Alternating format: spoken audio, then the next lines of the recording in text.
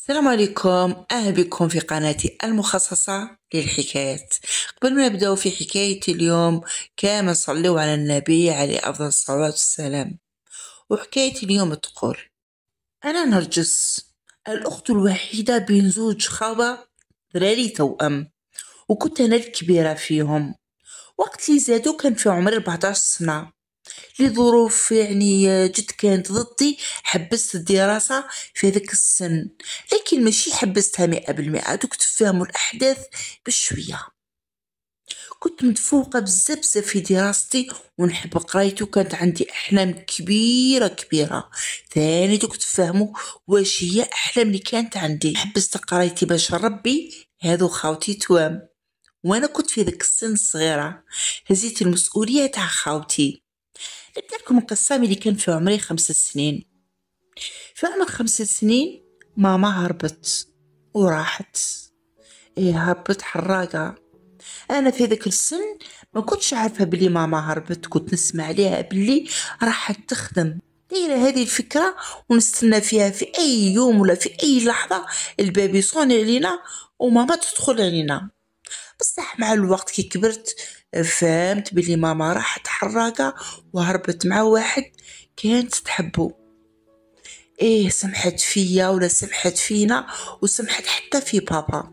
حالتنا المادية الحمد لله كانت ميسور الحال. والشي اللي عملته ماما خلى عداوة كبيرة بيني ولا بين بابا ومالين ماما، اللي هي جداتي وجدي وخالاتي وكامل خوالي. كانوا حابين يدوني ويربوني ويطلعوا فيا، بصح بابا ما قبلهمش. خلاص يكونوا في حياتي. المهم كرههم وهذا من حقه. وثاني كره نساء كامل تعذب على جالي، ما نكذبش عليكم. كان قاسم روحه بين الخدمة والدار، وحطني في ذاك الوقت في مدرسة خاصة على جال اللي ما يقدرش مسكين يضل يدي فيا ويجيب فيا ونقعد في الدار ونرجع من المدرسة اللي تكون عادية. دخلني كما كان الحال مدرسة خاصة، منها باه تكون دراستي مليحة، ومنها باه نعقب نهار كامل تما، والعشية من العشية يجي يديني من المدرسة. كانت حالته كما قلت لكم المادية لاباس بها. كانت تقريني واحد الأستاذة بسبة لازم تتواصل مع بابا، كانت على ساعة تعيط له ولا يعيط لها يسقسي عليا.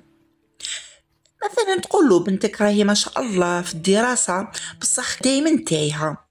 على بالكم علاش دايما تايهة؟ حاجة اللي صارت لي وانا صغيرة ماشي حاجة عادية. وصلت لسن 10 سنين أنا ما كنتش على بالي أنه هذيك الأستاذة قعدت علاقة مع بابا، وعلاقتهم تطورت حتى في واحد النهار قال لي راني ناوي نتزوج.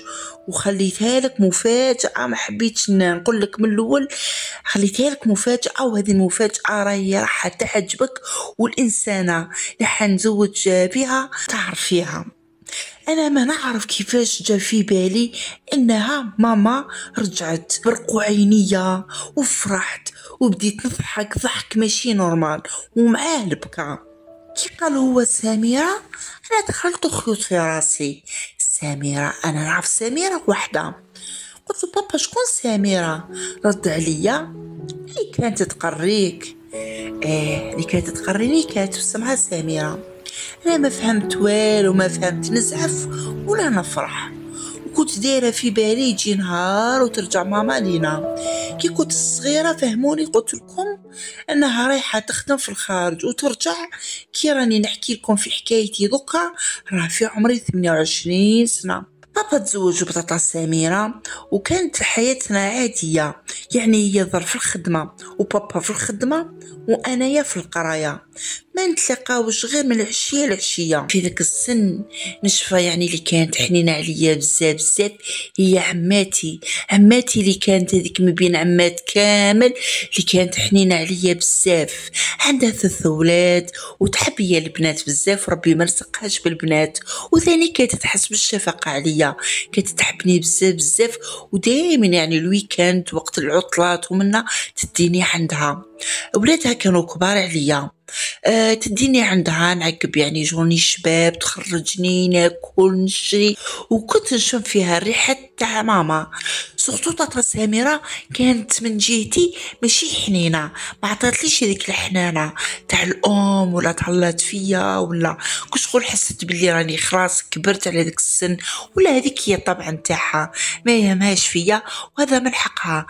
ما بالكم ماما سمحت فيا كيفاش مرة واحدة أخرى تقدر تتهلا فيا. هكذا كانت الفكرة دايما في راسي عليها، ما زعفت ما هزيت عليها حتى حقد، كانت عايشة حياتها هادي. وقت الويكاند كيما قلت لكم أنا نروح عند عماتو، هي تخرج مع بابا تعيش تحوس تاكل، عايشة حياتها هادية. وبديت نحس في بابا يبعد عليا شوية شوية، خلاص ما عندوش وقت كامل كيما وقت اللي فات 100% ليا، عنده حياة جديدة راهو عايشها. ومن جهة ثاني بابا مسكين يستاهل، شفتو في أيام بزاف بزاف يسهر الليل وحاط يدو على راسو ويخمم، خاصة كي كبرت عرفت باللي هذيك الشي اللي دارتو ماما كان عار وتبهديلة كبيرة على بابا، وقعدوا الناس بزاف بزاف يهضروا في الشرف نتاعو. ايه حاجة ماشي سهلة اللي دارتها ماما. قنعت بابا باللي ما نقراش عندها ونبدل كامل المدرسة باه ما نكونش يعني دايرة الاتكال عليها، ما نتكلش عليها ونتكل على روحي ونقرا، مع انه انا كنت قرايه وما كنتش تاكل على حتى واحد، وهذا هو الافضل ليا. قنعته بدل لي البلاصه وبدل لي المدرسه، وهذا كما كان الحال الحاصون. كنا نتلاقاو من العشيه العشيه كما قلت لكم، يجي بابا لينا في زوج، هي يهزها من خدمتها ايضا من المدرسه، وانا يهزني من المدرسه. فاتوا ايام متشابهين، دائما ايام العطله نفوتهم عند عمتو اللي تحبني كما قلت لكم بزاف بزاف. وهي تروح تعقبها يا في دارهم. على فكرة نسكنوا غرب الجزائر. كانت في ذاك الوقت طاطا دايما نسمعها تهضر مع بابا على الحمل وتقولوا لازم نداوي رواحنا، وبابا يقول انا ما عندي حتى مشكل، داوي روحك انتيا. كانت تجري بزاف بزاف من طبيب لطبيب، المهم دايما تقولوا اني رايحه للطبيبه نتاعي. انا تقريبا ما كنتش فاهمه كل حاجه، يعني في ذاك السن ما قدرتش نستوعب كل حاجه. في واحد النهار يعني كالعادة تاتا سميرة ما راحتش تخدم، باقي راحت للطبيبة نتاعها ورجعت للدار طول. يعني جا بابا ليا وحدي هزني من المدرسة، غير دخلنا تاتا سميرة ما هدرت والو قدامي، عيطت لبابا هكذا جبداتو وحدو همستلو في وذنو، انا ما سمعتش واش قالتلو. حتى نشوف في بابا يسلم عليها وفرحان وطاير بالفرحة. عندي بزاف ما شفتش هذيك الفرحة في عينين بابا، ولا اصلا جامي شفت هذيك الفرحة في عينين بابا. انا صح حشمت كي شفت هذاك المنظر نتاع التسلام والتحضان، ما فهمتش كما قلت لكم، ما حبوش يفهموني واش كاين. بعدها طاطا سميرة حبست من الخدمة، دارت مالادي وقعدت في الدار، وانا ثاني مانيش فاهمة وعلاش. ايه حقا نسيت، هنا كان في عمري 13 ونص، يعني بديت نفهم الدنيا ونخطط لحياتي، حتى فهمت وعلاش ماما سمحت فينا. ما كنتش يعني في ذاك السن تاع الصغر فاهمة علاش ماما سمحت فينا، بصح وقت اللي بديت نفهم ونسمع من عند الناس واحد اللدغات واحد الهضرات، صحاباتي ساعة لساعة يروحوا لي هضرة، ماماتهم يحكيوا في بعضهم، يعني خاصة صحاباتي تاع البلوك. هذاك الوقت حسيت بواحد الكره كبيره لماما، وليت ما ناكلش، دخلت بين سن المراهقه اللي بديت ندخل فيها، وبديت ما ناكلش، انقطعت شهيتي وما نرقدش ونبات نخمم، وساعات في الليل نكون راقده نوض ونسوق وحدي ونعيط وحتى نبكي، بصح واحد ما نلقاه قدامي. بابا في ذاك الوقت كان طاير بالفرحه، اللي قلت لكم انا ما كنتش فاهمه وعلاش كان فرحان، حتى تبدل عليا كل اهتمامه لمرته. انا في ذاك الوقت صح كرهت حتى نقولها طاطا، حسيت باللي فقدت في ذاك الوقت ماما وزدت فقدت بابا. في ذاك العام كنت في ثالثة متوسط، الحمد لله دائما الدراسة نتاعي كانت هي الشغف نتاعي، هي حلمي اني نقرا ونوصل باللي نروح للخارج وين راحت ماما اللي وليت نكره نقولها ماما، ونسقسيها ونقولها كيفاش عطاك قلبك وتسمحي فيا. كنت متفوقة دائما ومع الأوائل. جبت معدل مليح وطلعت ويعني الرابعة متوسط، وهذاك العام شهادة التعليم متوسط. ولازم في هذا العام نركز أكثر وأكثر على قرايتي. قلت كل حاجة نحيها من راسي، نفرغ كامل هذوك الأفكار اللي هي في راسي، ما نخمم في حتى واحد خلاص. كالعادة في ذاك الصباح نوض نوجد في روحي باش نروح نقرا. خلنا لي بابا يعني وجدت روحي ولبست ملابس نتاوعي، جيت نلبس المئزر نتاعي، قال لي لا هذا ما كان، لا ما تلبسيش، راح نديك لعمتك تباتي عندها اليوم، عندنا شغل بعيد وما عندنا ما نديرو. انا قلت قل طاطا سميرة عندها كش ما عرس ولا واجب ولا راح لدارهم زيارة ما فيها والو، وديجا انا نهار نجي راح لعمتو نفرح بزاف بزاف بزاف. رحت لعمتو غير شفتني عند الباب بدات تحضن وتسلم، واول مره تقول لي واحد الكلمه حشمت بزاف بزاف بزاف، وجهي ولا احمر. قالت لي اهلا بيك يا بنتي يلي زهيتي حياتي ويا مرت وليدي. انا قالت مرت وليدي، واصلا اكرم هذايا كان واقف تما قاعد يضحك يعني كانت تسمعني عليه. انا حشمت. ووليد عمتي هذا كان كبير عليا في ذاك الوقت، كان في عمره 21 سنه وانا في عمري 14 سنه. كما قلت لكم شهاده التعليم المتوسط، ركزت على قرايتي والحمد لله جبت شهاده التعليم المتوسط معدل كبير كبير. وفي ذيك العطلة تاع الصيف حقبتها كامل عند عمتو اللي بدات تدخلني الكوزينة، ولا تقول لي لازم تتعلمي شوية على شوية الشغل. لهذا الشيء ما لقيتوش كامل عند مرت بابا.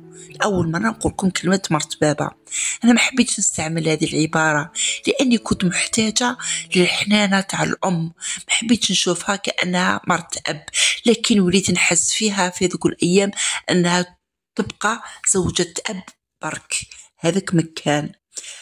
قلت لكم في ذيك العطلة كنت عند عمتو، عيطوا لها في التليفون، هزت قالت له واش راك عبد الهادي صافا لاباس صحة، واش راهي سميرة. ومن بعد نشوف فيها تقول قل والله، وتزغرت وفرحانة. أنا ثاني ما فهمت والو، وبدات تعيط لي نرجس نرجس، وأنا كنت قدامها وهي ما تشوف فيا من الفرحة تعمى وعينيها. قلت لها واش يا عمتو هاني قدامك؟ قالت لي يا نرجس صح يولو عندك خيات.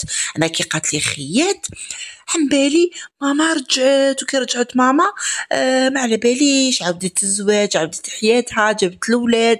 ما كنتش فاهمة باللي طاطا سميرة كانت بالحمل. كبات التليفون عمتو وبدات تفهم فيا، قالت لي راهي طاطاك سميرة بالحمل، مش حابين يهضروا لك ولا يهضروا لنا حتى يثبتوا انه الحمل راح يكمل على خير، وديجا عندها 5 شهور. يعني 5 شهور ما لاحظت والو، لاحظت يعني ان طاطا سميرة غير راقدة. الحمل تاعها هذاك كي كبرت فهمت بلي كاين التلقيح، كاين هذه الامور. كي كنت صغيرة ما كنتش نفهم. وعندها توأم، وعيطوا في التليفون قالوا العمتو كاينة انها عندها توأم ذراري عليها. بابا كانوا عينيها فرحانين بطاطا سميرة، وما كانش كامل يشوف فيا. بابا ولا اي راجل يحب يكون عنده الاولاد اللي يلقاهم في كتافه. هنايا جتني هذيك العقدة نفسية انه بابا خلاص هو ثاني يسمح فيا، هو ثاني يسمح فيا كما سمحت فيا ماما. كرهت الدنيا في ذاك الوقت، دخلت في واحد الحالة نفسية ماهيش مليحة كامل، حتى وليت نروح لطبيبة نفسانية بارك الله فيها.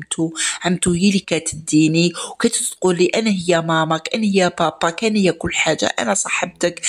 بصح جامي بلاص الاب ولا الام تتعوض، واحد ما يقدر يعوضها. عقبت هذيك البريودة صعيبة بزاف بزاف تاع العطلة. ومن بعد موراها لازم نطلع على الثانوية. طلعت الثانوية عادي، أول ثانوي تاعي. بديت دراسة نتاعي عادي. تاتا سميرة في ذاك الوقت قلتلكم كانت محبسة، يعني الخدمة نتاعها حبستها خلاص، ماشي خلاص في ذيك الفترة فقط، حتى زيدات وجابت التوأم. يعني صح فرحت، والله فرحت بلاو عندي خاوة أمجد وجواد. صح أنا نحبهم، صح وليت نحس بالغيرة جيتهم، كل الاهتمام ليهم. كانوا صغنطوطين صغار يعني بزاف. كان بابا يظل يعني يهز واحد منا ويلعب معاهم وفرحان بيهم. كما قلت لكم طلعت الثانوية وقلت الحمد لله مبقاليش بزاف 3 سنين، وكنت نحلم باللي نجيب الباك نتاعي ونقرا ونكمل الأحلام تاعي للآخر. قريت غير أول ثانوي حتى أن بابا في واحد النهار عيط لي قال لي نحوسوك تكملي قرايتك يا بنتي، بصح نحوسوك تقعدي في الدار وتكمليها بالمراسلة. تاتاك سميرة يرجع الخدمة نتاعها وما تقدرش بين الدار وبين التربية وبين الخدمة، رغم أنه أمجد وجواد كانوا يعني حاطينهم عند المربية. بصح بابا قال لي ما تقدرش تاتاك كي تجي العشية تلقى الولاد وتلقى شغل الدار، قعدي عاونيها في الدار كي حكمة الدار، وذراريهم اللي كيجوا على البكري المربية ترجعهم جويه 3 وما تجي تلحق تاتاك سميرة حتى 5 ولا 6 للدار، لازم تكوني انتيا في الدار وانا الله غالب راني خدام. كما كان الحال صدمة جديدة جات في حياتي انه حبسوا لي القرايه. بصح ما حبسوها ليش، انا كملت بالمراسله. انا كان الحلم نتاعي نقرا الحمد لله، وانا من النوع اللي كنت قافزه وعمتو يعني غلصت فيا هذيك تاع نهز المسؤوليه ونكون قافزه في الدار، وعلمتني الشغل. كنت بين القرايه وبين الدار. دخلت الكوزينه، ماشي نقولوا على بكري، هذاك هو اللاج برك، هذاك هو العمر 16 سنة ولا تبدا طفلة لازم تدخل كوزينة تتعلم الشغل تخدم. بصح كانت المسؤولية عليا بزاف. أمجد وجواد والدار، ومصممة على أني نكمل قرايتي. تاتا سميرة رجعت لخدمتها، ولادها بدات تحطهم عند المربية كما قلت لكم، وترجع العشيات تلقاني أنا خادمة نص الشغل كما التسياق كما غسيل الماعن، حاجة يعني طياب هي اللي تجيكش ما تطيب ولا. وقراية كما قلت لكم نكمل بالمراسلة. باش ما نطولش عليكم جبت الباك الحمد لله، رغم ما عجبنيش المعدل بزاف جبته ب15، وواحد ما شاركني فرحتي. كنت نستنى يفرحوا معايا يفرحوا بيا، بصح قاعده نقول واقع راهم وجديني في كش مفاجاه. وفي واحد النهار نشفى نهار الجمعة كانت طاطا توجد فيه ماكلة بزاف، وتخرج وتشري وتوصي في بابا في التليفون، وهذا ديسير وانواع الفواكه حتى لي غاتو وشراتهم واجدين. قلت سو هذه رايحة توجد لي مفاجأة، وقالت لي رانا عارضين عماتك، وزاد الشك كبر بزاف. وقلت خلاص هذيك هي اليوم راهم دايرين لي مفاجأة. وفي هذيك العشية جاو عماتي مع وليداتهم وحتى يعني الأزواج تاعهم وجاو. في ذيك النهار ضحكت فوق ما تصوروا، منها الفرحة تاع الباك ومنها قلت راهم فرحانين معايا. الكبار قاعدين في الصالون مقصرين بعد ما تعشينا وحطينا الديسير، وانا وبنات عماتي اللي تقريب كاين 2 قراب من عمري رحنا لاشومغ تاعي، قاعدين مقصرين وقاعدين هما يهضروا غير على الزواج وعلى فلانه وعلى وحده خطبوها. وانا قلت لهم عندي انايا احلام واحده اخرى، راح نكمل قرايتي باذن الله ونطلع للجامعه. طرطقوا عليا بالضحك، سختو هذه مروه واحده من بنات عماتي نحسها دائما شويه تغار مني، خاصه كي ما كملت قرايتها. هذه مروه قالت لي منك بصح راكي تحلمي بزاف بزاف، وعلاش جاو اليوم؟ قلت لها علاش جاو اليوم؟ راهم فرحانين بالباك نتاعي. قالت لي روحي شوفي في الصالون علاش راهم متلايمين، راهم يتفاهموا على الخطبه نتاعك، على الشوفه وكيفاش تكون الزواج وكيفاش يكون، راهم يهضروا على دوزانك باه يوجدوه. قلت لها كيفاش؟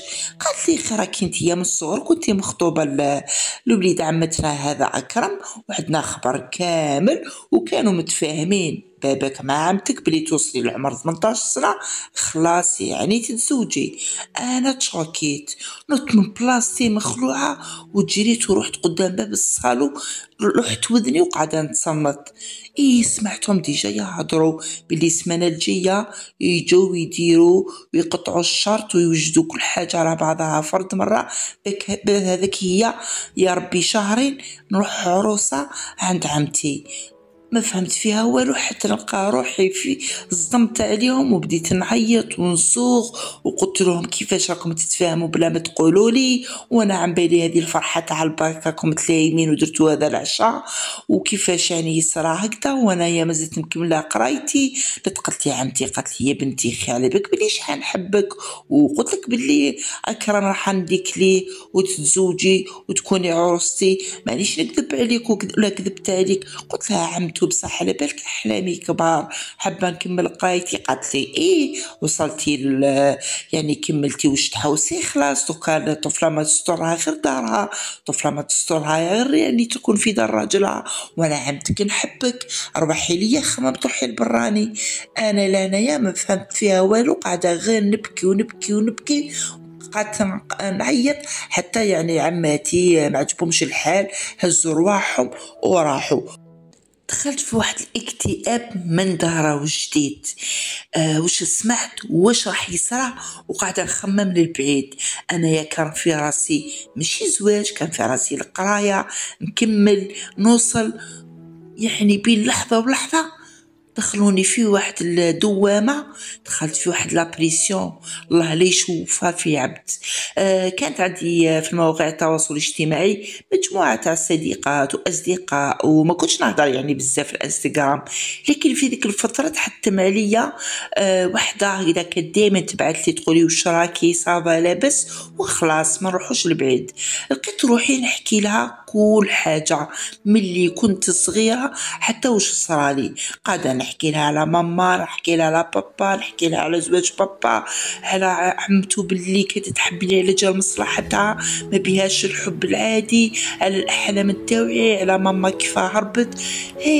ديك الصحبه كل مره كيف تدبر عليا وتقولي لازم تكون عندك شخصيه قويه ولازم تواصلي ولازم تحققي احلامك، وانا نقولها ما نقدرش خلاص بابا حلف لي باللي هذه الصفه تروحي تتزوجي.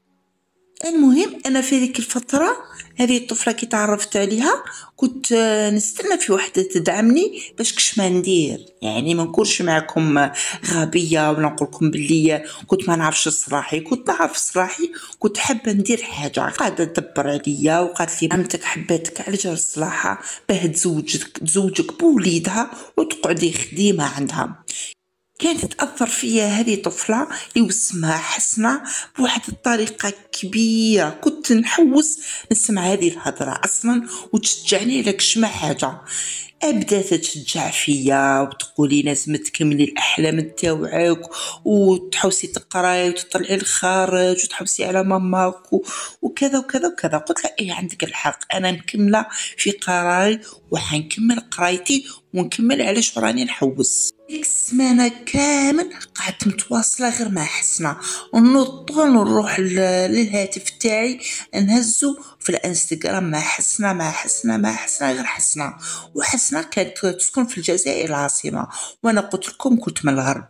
المهم قنعتني 100% حسنه باللي لازم نحقق احلامي، وقالت لي باش تحققي احلامك اهربي خلاص راكي في السن 18 سنه وتعرفي صلاحك وتروحي حققي احلامك، وانا راني هنايا نساندك لحبيتي حتى ارواحي وعيشي عندي في الجي وكملي قرايتك تما. اي والله انا قنعتني هذه الفكره. خلاص بابا ما ولا ماهوش ليا، ولا لمرتو لولادو، بعد عليا بزاف بزاف. العمه الوحيده اللي كنت متكله عليها وديرتها تحبني، خرجت باللي كانت تحبني على جال صلاحها، واصلا هي اللي كتدعم فيا في الاول على قرايتي، وانا قرايتي هي المليحه. تلقى على بالي شويه اكرم صح هو اللي ضغط عليها وقالها باللي ما لازمش تكمل قرايتها ونزوج بها، باسكو اكرم كان يحبني صح، وانا ما كان عندي في بالي من جهته، كون دايرته عادي، لاني اصلا ما كنتش نخمم في هذه الامور. دخلت في راسي فكره نهرب من الدار، وقنعتني حسنه باللي كنت هربي لازم يكونوا عندك الدراهم، وهذو دراهمك وحقك. كش ما تجيبي دراهم ومن فوق هكذاك وجيبي الذهب، لازم تجيبي الذهب تاع مرت باباك كامل، سبب اللي حطمك هو مرت باباك. مرت باباك هي اللي من الاول ما خلاتكش تقراي، هي من الاول اللي خلاتك في الدار، من الاول هي اللي كتتعمر في راس باباك باه يوصل معك هكذا. قلعتني حسنه تاع الصح، قلت كيفاش نطلع لالجي بلا ما يكونوا عندي دراهم، وباش ننتقم من مرت بابا نسرق لها الذهب. جاو نهار السبت كالعاده كيما المره اللي فاتت، درنا فيها لما كانوا قاعدين هما في الصالون، وحنا البنات كنا قاعدين في لاشومبر. قلت لهم اسمحوا لي عندي شغل دوك نرجع. قعدوا هما يضحكوا مع التليفون مع الطوايش تاعهم، الطوايش تاع البنات راكم تعرفوهم. دخلت لاشومبر تاع بابا، كانت عنده واحد الخزنه نعرف الكود نتاعها، فيها دراهم كبار وفيها ذهب نتاع سميره. هزيت كل حاجه درتهم في واحد الكابه، وهذيك الكابه ديت فيها غير الحوايج اللي نسحقهم الخفاف. اصلا حسنه قالت لي بلا ما تبيني باللي راكي راح تهربي من الدار ويشوفوك شماجار ولا من الجيران يشوفوك. يلا الضياف هذوك راحوا تفرقوا، وبابا وماما خليتهم حتى نرقدوا، وانا نحل الباب. جويه 12 اذا كانت، وخرجت من الدار، تسللت من الدار بشوي وخرجت. واصلا حسنه كانت تستنى فيا تحت العماره، جات هي وخوها. هذا خوها اول مره يعني نعرف بلي عندها خوها، كانت عنده السياره، جا هو اللي دانا. ركبت معاهم، وفي ذيك اللحظه واول مره في حياتي تجي عيني في عين واحد ونحس احساس ماشي نورمال. رحت معاه لبعيد، نقولكم باللي كان الحب من اول نظره. غير حطيت رجليا في الجي انا تبدا حياة جديدة وقصة جديدة. دخلت في دوامة الحب، وليت حتى قرايتي ونسيتها، نسيت الجامعة، نسيت وش كنت نحلم. اصلا هذا اخ انت حسنة اللي كانوا اسمه سمير، كان يقنع فيا على عفسة واحدة اخرى. واش حتكون؟ قال لي لازم نحرقوا من هذه البلاد، هذه البلاد ما فيها لا مصلحة لا صلاح، ما لقينا اللي يحبونا. وانا قاعدة غنقول ايه تاني كان يأثر عليا كش هو واش يقول، انا نقول له غير قال لي نروحوا حراقة وكي نقطعوا روحوا يعني ثم لهيك ونتزوجوا. قلت له هذاك هو الشيء اللي نحوس عليه، انا اصلا حابه نروح للخارج بنحوس على ماما ونسقسيها وعلاش سمحت فيا. كان حتى هو عارف حكايتي كامل، حكيت له حسنا وش صرالي. المهم هربنا رحنا حراقة ونشفى. هذوك الأيام قولوا شهر قولوا شهرين حقبناهم أجمل أيام. تعرفوا وحدة يعني في هذاك السن مع العشق نتاعها الأول، غير التحواس غير الخرجات الماكلة. راح من راسي تاع نحوس على ماما، راح من راسي بلي نحوس نكمل قرايتي، قاعدة ديرتها غير التحواس والماكلة. وأصلا مع سمير حتى يعني دخلت معاه في الحرام. وليت نشوف في سمير عنده تصرفات أخرى. من الأول كان عادي، ومن بعد دخل في إدمان تاع الكحول وتاع المخالطة. عرف الجماعة ولا يخالط ولا يقمر ولا يعرف البنات ولا يجيب حتى البنات قدام عينيا وين كنا يعني قاعدين. قلت له سمير اخي كنت تقولي بلي نتزوجوا منا، قاعد يضحك عليا ديك الضحكة. قال لي انت كي كنتي غير مجرد الطريق بالنسبة ليا انتيا باش تقطعي بيا وكنت مسحق دراهمك برك، ما عندي ما ندير بك انتيا وحده لي خلات شرفها وسمحت في باباها ودارهم واصلا ماماها سامحه فيها، واش ندير بها انا؟ حاوزني لحني برا، قاعده غير نبكي نبكي نبكي، نشفى باللي هذيك الليله قاعده غير نبكي نبكي نبكي. حتى فاتت عليا واحد المراه هضرت معايا بالفرنسيه، انا قاعده نهضر معاها الفرنسي، والفرنسي تاعي شويه مكسره يعني ماشي 100% مليحه ولا مفهومه. قالت لي انتي جزائريه؟ قلت لها انعم. هي قالت لي مرحبا بك يا بنت بلادي، ومنا داتني مع هذيك الليله للدار. حكيت لها واش صرالي كامل، وسقساتي قالت لي ما عندك حتى معرفه في هذه البلاد، ما لازمش تقعدي هكذا، راكي في الغربه. قلت لها كاين ماما ما نعرفش عليها والو، وسمعت باللي واحده من خالاتي صغيره فيهم خلاص عندها عامين برك ملي تزوجت وطلعت للخارج. خالتي صح كنت نعرف اسمها واللقب نتاعها، قاعده نحوس في مواقع التواصل الاجتماعي، طحت في البروفيل نتاعها، دخلت ليها بعثت لها في الميسنجر، كتبت لها قلت لها انايا بنت اختك وكذا وكذا وكذا وكذا، وراني في بلاصه فلانيه وكذا. هي رجعت لي وكتبت لي، وهي رجعت فيا الروح. حكيت لها بالتفصيل واش صرالي من الوقت اللي كان في عمري 5 سنين، وسمعت باللي ماما راحت على انها تخدم، وكي كبرت قلت لها باللي عرفت باللي هربت مع واحد، والغلطه اللي دارتها ماما راني انا ثانيه اللي درتها وراني نسلك فيها. قالت لي ماماك راهي هنايا متزوجه ومتهنيه وعندها الوليدات. قالت لي بصح ماشي الغلط تاع ماماك جامي سمحت فيك، ماماك راهو صرا فيها واش صرا. انايا قاعده مشوكيه، قلت لها ماذا بيك يا خالتي تحكي لي؟ قالت لي لا ان شاء الله باذن الله غدوه نديك لماماك، اي حاجه تحبي تفهميها وتستفسريها لازم تسمعيها اولا من عند ماماك ماشي من عند اي واحد. كما كان الحال طلع النهار رحت عند ماما، عندي شبه بزاف ليها سورتو في العينين، عينيها هي نوازات وانا ثاني عينيا جاو نوازات، قاعده غير هي تبكي وانا نبكي، هي متعنق وانا نعنق. انا من الاول مقدرتش، جبت روحي بصح بهذاك الشعور بلا ما فقت بروحي عنكتها وطرطقت بالبكاء. لقيت عندها طفله وطفل ما شاء الله، قالت لي يا بنتي انا جامي سمحت فيك يا بنتي، يا بنتي وش سمعتي عليا؟ قلت لها وش كاين وش كاين وش كاين. قاعده تحكي لي ماما بلي كانت تحب واحد واسمه كمال في هذاك الوقت، في وقت الجامعه، وداروا خطبه وخلاص، وكان هذا كمال عنده صاحبه المقرب بزاف بزاف ليه اللي هو باباك، هو اصلا من لا فامي. حتى وقت الفيونساي نتاعي وهذا اللي هو باباك وحضر الفيونساي، هو اللي جاب هذيك لاطاط ولا البياسمونتي كيما نسموها، هو اللي قام منا. بصح شفتو يغزر فيا دايما غزره ماشي نورمال. حتى كنا في الجامعه كان دايما يجي عند باب الجامعه ويقعد يغزر فيا.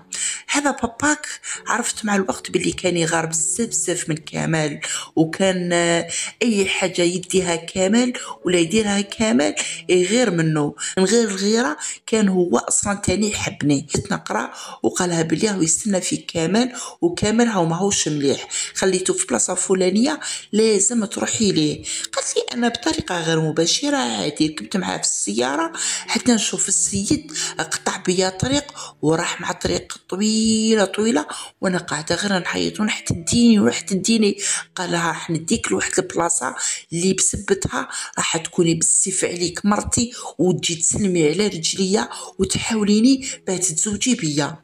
اي والله ديني لواحد البلاصه خلا ما فيها حتى واحد، غير ربي اللي يشوف فيا، ما كاين لا عبد غير الشجر والحجر. دار الجريمه نتاعو، ومن بعد انا رجعت للدار غير نبكي نبكي نبكي، نحكي لكمال على بالي كمال يقتلو تولي في جريمه تولي حاجه كبيره، نحكي لماليه تولي لهنا حاجه تشارف وتولي حاجه كبيره. قالت لها واحد الشهرين هكذا بديت نتقيا ونحس روحي مانيش مليحه، عرفت باللي راني بالحمل. كي عرفت روحي بالحمل رحت لباباك اللي نكره حتى نجبد اسمه نبكيلو ونحاول فيه ما يتزوج بيا ويسترني. ما حبيتش نجبدو علاش دار هكدا كلها، وهو يهدر وهو يضحك عليا بطريقه تاع استهزاء. قال لي بلي في قلت لك تعيا يجي عندي وتبكي وتسلمي لي على رجليا. قالت لي رحت لكمال قلت له اسمح لي، الكذبه تاع الحب باه وليد عمك باه يغار ويجي ليا ويتزوج بيا. قالت لي كمال تشوكا وقال لي انتيا ما تسويش ورخيصه، لح عليا الخاتم وقالها لي بيناتنا كامل تقطع وتزوجنا بسرعه. نقولك واحد الشهر برك درنا الاجراءات وتزوجنا بلا ما درت عرس بلا والو، كامل تشوكاو. قلت لهم ما عندهم ما دخلكم، هذه حياتي وانا حره فيها، نتزوج برك وخلاص قبل ما تبان كرشي وقبل ما تصرا فضيحه كي نجيبك. نهار زدتي عندي قلت لهم باللي جبتك في 7 أشهر. كيما كان الحال عشت ايام صعيبه بزاف بزاف مع باباك اللي كان يبان لك ناس ملاح. انا فوت معاه كل شغل كان ينتقم مني، ما عرفتو يحبني ما عرفتو يكرهني، انه كان ينتقم مني. كيفاش حبيت كامل وهو ما حبيتوش، عشت معاه الجحيم. في يوم من الايام ضربني ضرب مبرح وانتي اصلا كان في عمرك 4 سنين. هزيتك حطيتك عند وحده من خالاتك وخرجت عند شط البحر وقاعده نخمم هذيك البلاصه قدامي نتلاقى بها مع كمال، حتى نلقى كمال جاي تما وحاط يدو على خدو ويخمم. فرطقت بالبكاء. قال لي راكي متهنيه. ما قدرتش حكيت له كل حاجه. انا حكيت له كل حاجه وضرب راسو. قال لي كيفاش كنت بغال، كيفاش ما فقتش، كيفاش ما فهمتش. وقاعد هو يبكي وانا نبكي. عام وانا معاه في علاقه وخممنا بلي نهربوا. والله غالب يا بنتي ما لقيتش عليها كيفاش نديك وانتي صغيره، كان في عمرك 5 سنين انا ما سمحتش فيك، درت كامل مستحيل يعني نروح للخارج نقدر نجيبك، ودرت كل المستحيلات مع خالاتك يوصلوا ليك ويفهموك وتطلعي ليا. ربي يجيب حق كل واحد، والحمد لله اليوم راكي جيتيني برجليك وراكي فهمتي كل حاجه. قعدت غير نبكي وقلت لها راكي كنتي عقده في حياتي، انا راني كملت القرايه وصلت الشيء هذايا على جالك انتيا باه نطلع عليك، ودرت هذا الشيء على جالك انتيا ماما باه نطلع عليك، ودخلت في هذا الحرام على جال لا بريسيون اللي كنت فيها. المهم عنقتني وقالت لي من اليوم وصاعدا ما خليكش يا نرجس ما خليكش، انا صاحبك راني عايشه عند ماما وراجلها ما شاء الله كامل نعمه، يعني الزوج يحبها بزاف بزاف. وعندي 2 خاوه سارة وأصيل. أنا الحكاية اللي نحكيها لكم اليوم راني كبيرة مانيش صغيرة، في عمري 28 سنة. بالنسبة للزواج وين وصلت كرهت الرجال، حلفت على الرجال كامل كرهت. بالنسبة لأحلامي كملتهم تما وبدلت كامل وش كنت حابة نقرأ. دخلت في تخصص النفسي، حبيت نقرأ تخصص النفسي ونختص ونفهم الناس ونعالجهم نفسيا. أما بابا نشفى عيط له 2 خطرات فقط. مرة كان فيها يبكي بزاف بزاف يقول لي سمحي لي يا بنتي صح أنا هو واش درت الشي كامل أنا هو الغلط فيه، والشي اللي وصلتك ليه أنا هو السبة وغير نرجع للبلاد. صح أنا توحشت البلاد وأكثر حاجة توحشتها في البلاد هما خاوتي أمجد وجواد، وإلا هبطت البلاد على جال خاوتي باه نشوفهم ونحضنهم. هذه هي قصتي وحكايتي. أنا اليوم كي حبيت نحكيها لكم باه تدو مغزى ولا نعطي لكم حاجة تفهموها. دايما كي يكون كاين مشاكل بين الزوجين بين الأب والأم ما تسمعوش من جهة واحدة فقط وتحكموا على الجهة الأخرى. مثلا كما أنا كنت جيت بابا برك وماما درت فيها كامل اللوم وكرهتها، وفي الأخير عرفت بلي ماما مسكينة هي اللي كانت الضحية من هذه القصة كامل وعندها ما سفرت. حقا حبيت نقول لكم هذاك سمير حكموه ورجع للبلاد، وكيما حقر الولية كلا الهضره معها نسمع عليه باللي صار فيه الباطل، خرج الطريق ولا في المخدرات وحياته كامل تحطمت. في الأخير نقول لكم مع السلامة مع حكاية جديدة واقعية إن شاء الله.